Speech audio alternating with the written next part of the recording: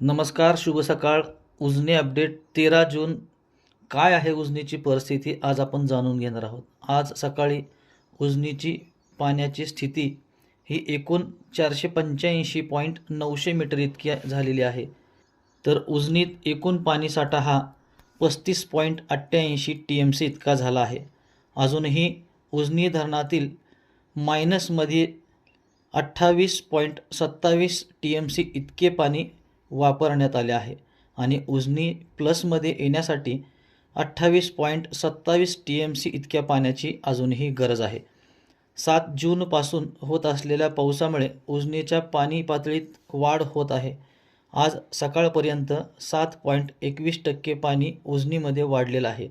जवळपास 4 TMC पाणी उजनीत वाढलेलं आहे. दरम्यान काल दिवसभरात उजनी धरणावर पावसाची नोंद नाही, फक्त 2 मिलीमीटर पाऊस झालेला आहे. आनंदाची बातमी म्हणजे दौंडचा विसर्ग वाढलेला आहे.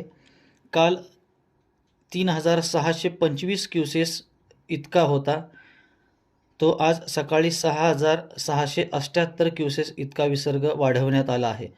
त्यामुळे उजनीचा पाणीसाठा वाढण्यात मदत होणार आहे, कारण उजनीच्या वरील धरणाच्या पाणलोट क्षेत्रात दमदार पावसाची अपेक्षा आहे. घाटमाथ्यावर सुद्धा तुरळक ठिकाणी पावसाची नोंद आहे.